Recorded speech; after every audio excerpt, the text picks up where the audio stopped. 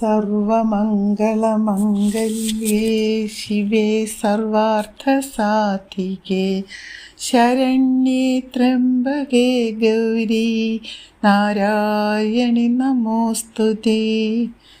ശ്രീദേവി മഹാത്മ്യത്തിലെ അടുത്ത ശ്ലോകം നമ്മൾ നോക്കുകയാണ്.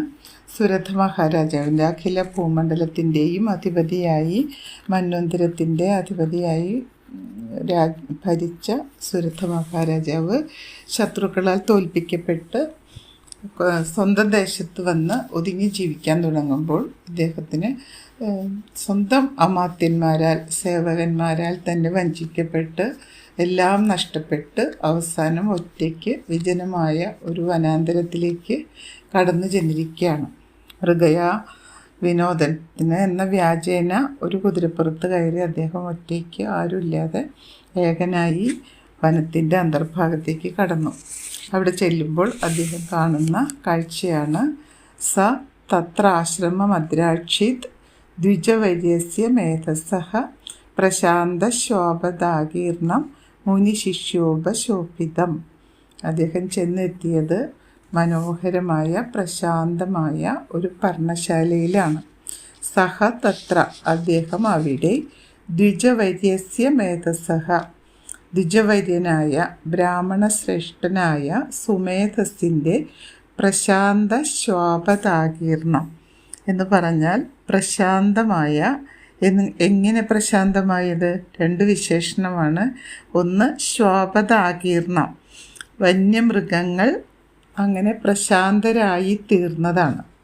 ആ ആശ്രമത്തിൻ്റെ അലൗകിക തേജസ് കൊണ്ട് വന്യമൃഗങ്ങൾ പ്രശാന്തരായി തീർന്നു. പ്രശാന്ത ശോഭദാകീർണം, ശോഭദം എന്ന് പറഞ്ഞാൽ വന്യമൃഗങ്ങളെ പ്രശാന്തരായി തീർന്ന ആ ശാന്തജന്തുക്കളാൽ വ്യാപ്തവും.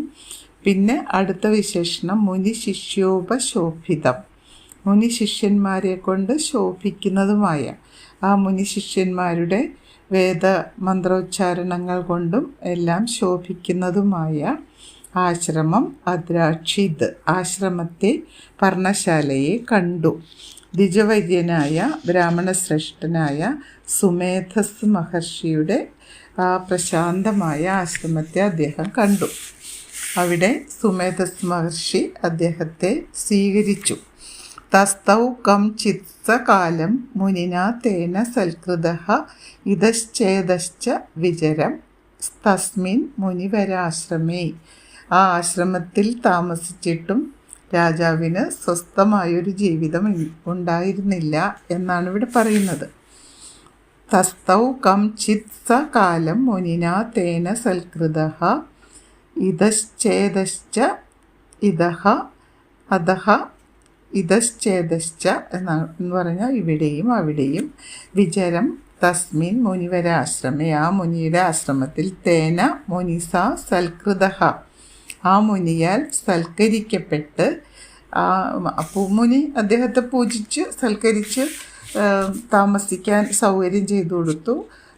സഹ ച എങ്കിലും ആ രാജാവും ഇതശ്ചേതശ്ച വിചരൻ, ഇതഹ അധഹ എന്നുവെച്ചാൽ അവിടെയും ഇവിടെയും സഞ്ചരിച്ചുകൊണ്ടും വിചരൻ എന്ന് പറഞ്ഞാൽ ചരിച്ചുകൊണ്ട്, അങ്ങനെ സഞ്ചരിച്ചുകൊണ്ടും കംചിത് കാലം, കുറച്ചു കാലം, കംചിത് കാലം തസ്മിൻ മുനിവരാശ്രമേ, ആ മുനിശ്രേഷ്ഠൻ്റെ പർണശാലയിൽ തസ്തൗ വസിച്ചു. അവിടെ സുമേധസ് മഹർഷിയുടെ സൽക്കാരമൊക്കെ സ്വീകരിച്ചു. പ്രശാന്തമായ ആ അന്തരീക്ഷത്തിൽ ആ ആശ്രമത്തിൽ കുറച്ചു കാലം അവിടെയും ഇവിടെയും ഒക്കെ സഞ്ചരിച്ചുകൊണ്ട്, ആ വനാന്തർഭാഗത്ത് അവിടെയും ഇവിടെയും എല്ലാം സഞ്ചരിച്ചുകൊണ്ട് സുരഥ മഹാരാജാവ് അവിടെ കാലം കഴിച്ചു, വസിച്ചു. അപ്പോൾ അദ്ദേഹത്തിൻ്റെ ചിന്തകൾ കൊണ്ട് അദ്ദേഹത്തിൻ്റെ മനസ്സ് അസ്വസ്ഥമായിക്കൊണ്ടിരിക്കുന്നതിനെ കുറിച്ചാണ് ഇവിടെ സൂചിപ്പിക്കുന്നത്.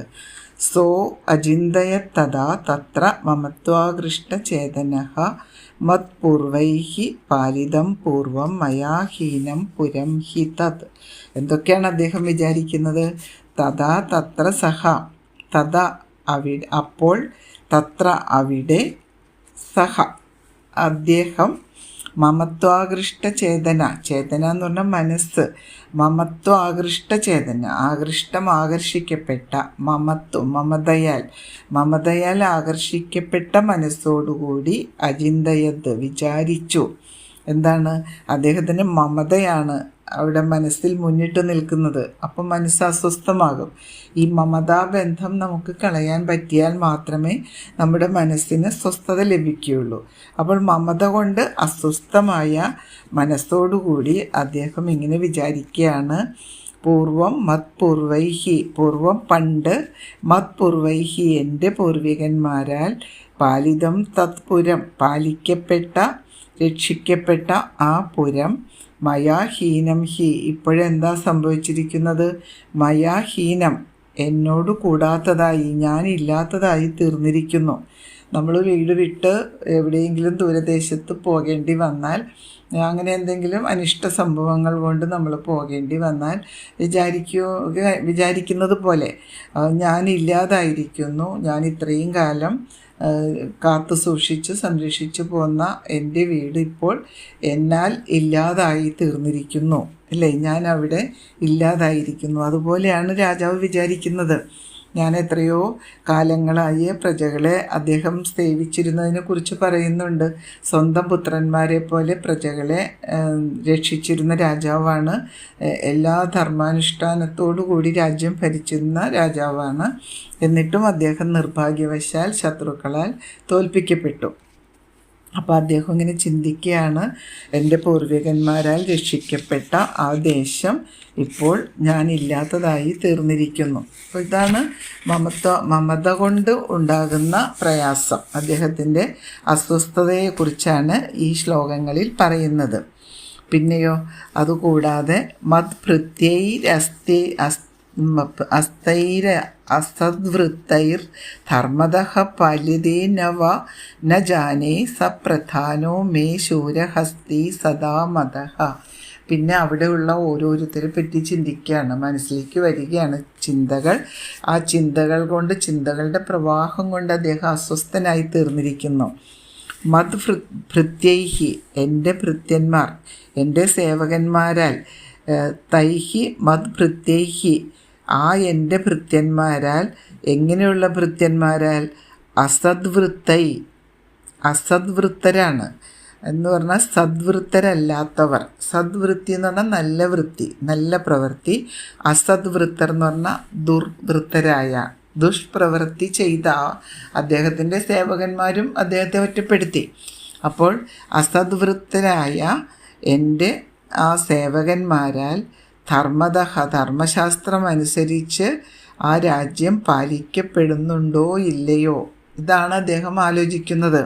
അപ്പോൾ അവിടെയുള്ള സേവകന്മാരും അദ്ദേഹത്തെ വഞ്ചിച്ചു. അപ്പോൾ ദുർവൃത്തരായ ആ എൻ്റെ ഭൃത്യന്മാരാൽ ധർമ്മശാസ്ത്രം അനുസരിച്ച് പ്രജകൾ പാലിക്കപ്പെടുന്നുണ്ടോ എന്നാണ് അദ്ദേഹം വിചാരിക്കുന്നത്. പാല്യതേ ന ഇല്ലയോ, പാലിക്കപ്പെടുന്നുവോ ഇല്ലയോ എന്നും അദ്ദേഹം ആലോചിക്കുകയാണ്. അപ്പം ഞാൻ ഇത്രയും കാലം ധർമ്മനിഷ്ഠമായി പാലിച്ചുകൊണ്ടിരുന്ന എൻ്റെ പ്രജകൾ ഈ അസദ്വൃത്തരായ ഭൃത്യന്മാരാൽ പാലിക്കപ്പെടുന്നുണ്ടോ? രാജാവ് പോയി കഴിഞ്ഞപ്പോൾ ഇവരാണല്ലോ പിന്നെ അധികാരം ഏറ്റെടുത്തത്. അപ്പോൾ പാല്യതേ പാലിക്കപ്പെടുന്നുണ്ടോ ഇല്ലയോ. സപ്രധാന പിന്നെ ആലോചിക്കുകയാണ്, അദ്ദേഹത്തിൻ്റെ ഒരു ആനത്തലവനെ കുറിച്ച് ആലോചിക്കുകയാണ്. ആ ആന അദ്ദേഹത്തിൻ്റെ ഒരു ഏറ്റവും വലിയ ഒരു അഭിമാനമായിരുന്ന ഒരു ആനത്തലവൻ. പ്രധാനനോടു കൂടിയവനും സദാ മതഃ എല്ലായ്പ്പോഴും മതമുള്ളതും ആയ ശൂരഹസ്തി ശൂരനുമായ ആനത്തലവൻ. ഹസ്തി ആനത്തലവൻ. മമ വൈരിവശം യാതഹ എൻ്റെ ശത്രുക്കളുടെ അധീനത്തെ പ്രാപിച്ചു. മമ വൈരിവശം എൻ്റെ ശത്രുവശം, വൈരി ശത്രുവാണ്. മമ വൈരിവശം യാതഹ എൻ്റെ ശത്രുക്കളുടെ അധീനത്തിലായി. കാൻ ഭോഗാൻ ആ ആനത്തലവൻ എന്തു സുഖങ്ങളെ ഉപലപ്സ്യതേ അനുഭവിക്കുന്നു. ഇതാലോചിച്ച് അദ്ദേഹം വിഷമിക്കുകയാണ്. ഞാൻ ഇത്രയും കാലം കാത്തു സൂക്ഷിച്ചിരുന്ന എൻ്റെ പ്രജകളും അതുപോലെ എൻ്റെ ശൂരഹസ്തി ആനത്തലവനും അവരൊക്കെ ഈ ശത്രുക്കളുടെ അധീനത്തിലായിട്ട് എങ്ങനെ എന്തു സുഖങ്ങളെ അനുഭവിക്കുന്നുണ്ടോ ആവോ. ഇതൊക്കെ ആലോചിച്ച് അദ്ദേഹം വിഷണ്ണനായി നടക്കുകയാണ്, അസ്വസ്ഥനായി നടക്കുകയാണ്. ന ജാനേ, ഞാൻ അറിയുന്നില്ല, ഇതൊന്നും ഞാൻ അറിയുന്നില്ല.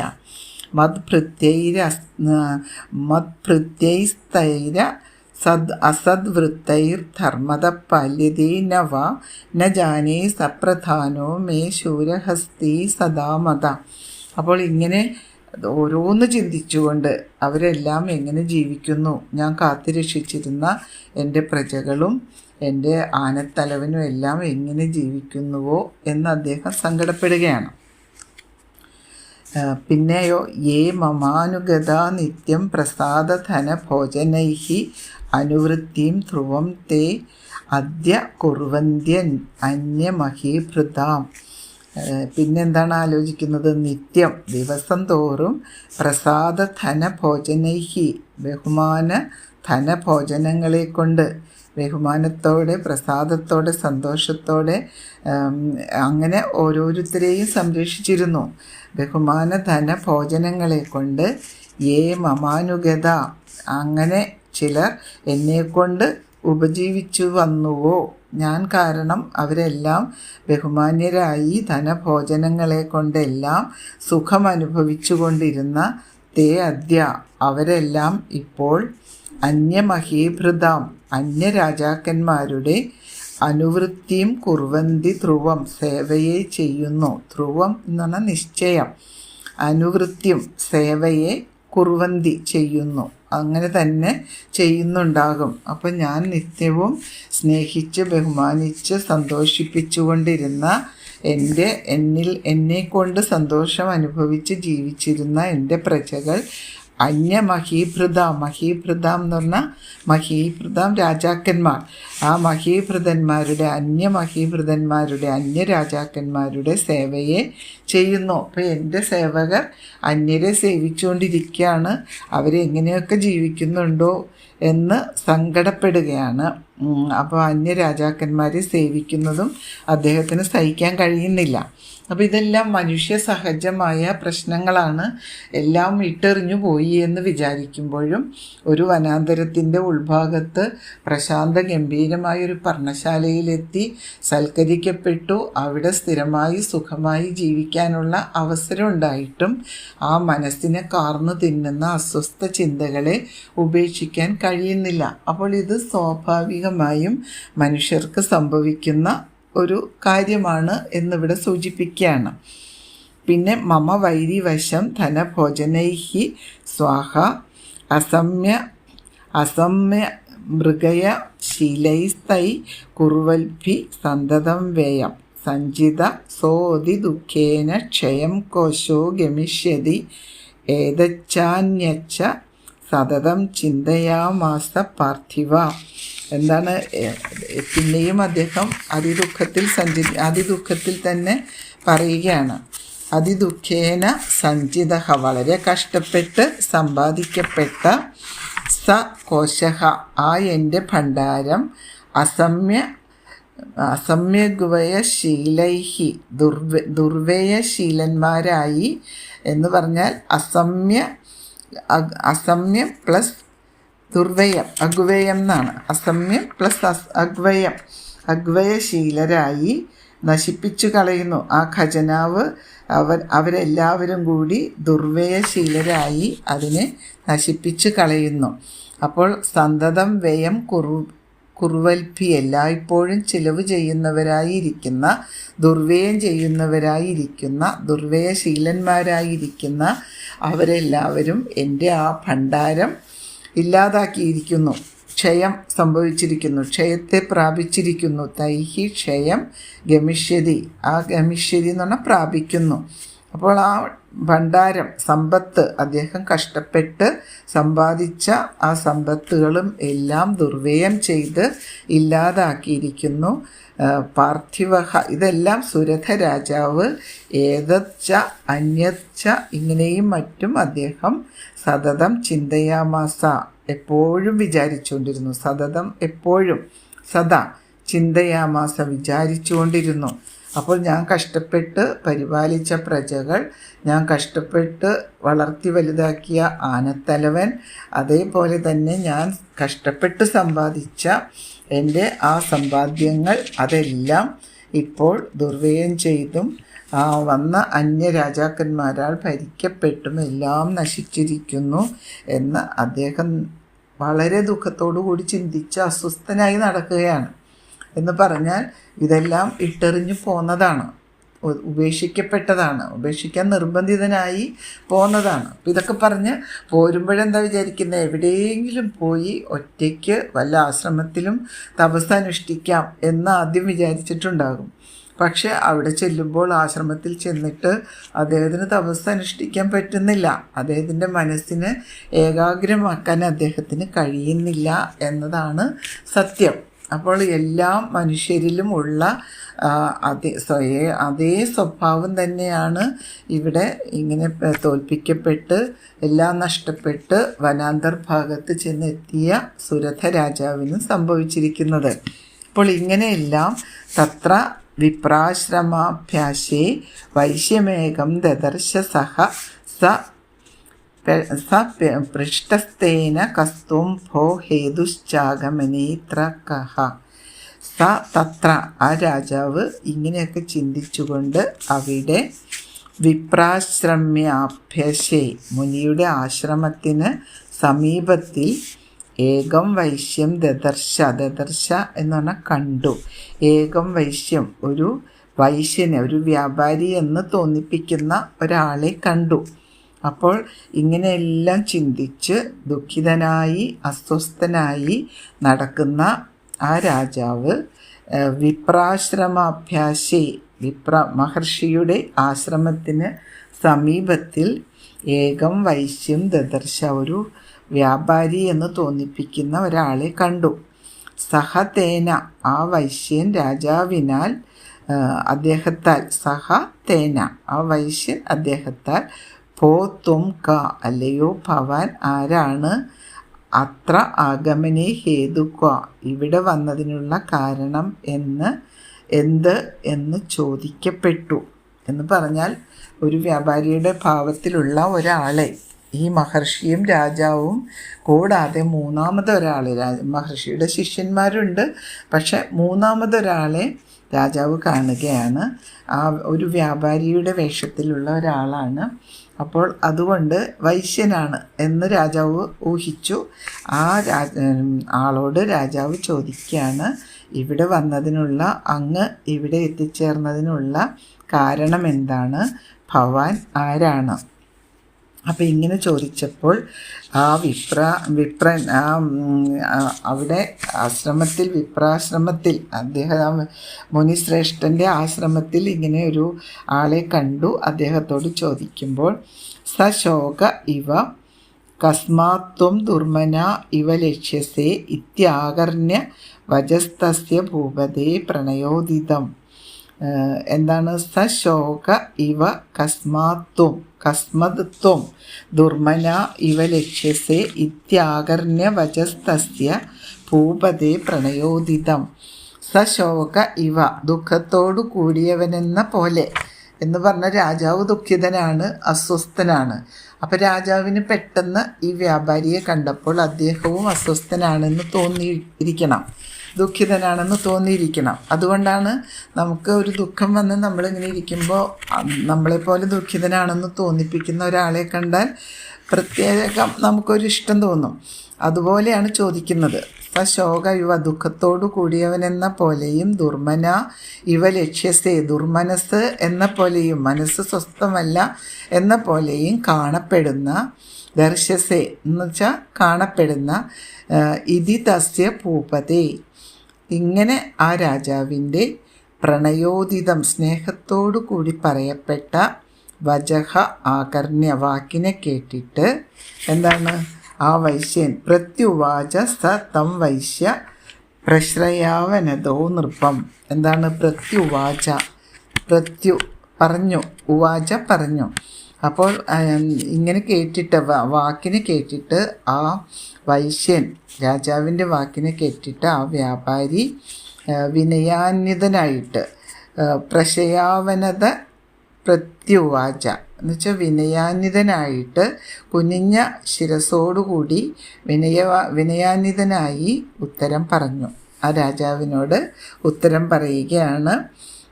എന്താണ് ഉത്തരം പറയുന്നത്? സമാധിർനാമ വൈശ്യോ ഹം ഉൽപ്പന്നോ ധനിനാം കുലേ. സമാധിർനാമ, എൻ്റെ പേര് സമാധി എന്നാണ്. സമാധിർനാമ, നാമം എൻ്റെ പേര് സമാധി എന്നാണ്. വൈശ്യോ അഹം, ഞാൻ വൈശ്യനാണ്, ശരിയാണ്, ഞാൻ വ്യാപാരിയാണ്. അഹം ഉൽപ്പന്നോ ധനിനാം കുലേ, ഞാൻ ഉണ്ടായത് ധനികന്മാരുടെ കുലത്തിലാണ്. സമാധി എന്ന് പേരോടു കൂടിയ ഒരു വ്യാപാരിയാണ് ഞാൻ ധനികരുടെ വംശത്തിൽ ജനിച്ചവനാണ്. ഇതാണ് അദ്ദേഹം ഉത്തരം പറഞ്ഞത്. ഇനിയും കൂടുതൽ കാര്യങ്ങൾ രാജാവിലേക്ക് എത്തിച്ചേരുന്നുണ്ട്. അത് നമുക്ക് അടുത്ത ശ്ലോകത്തിൽ നോക്കാം. അമ്മേ നാരായണ, ദേവി നാരായണ, ലക്ഷ്മീ നാരായണ, ഭദ്രേ നാരായണ. ഓം ശ്രീ മഹാദേവി നമഃ.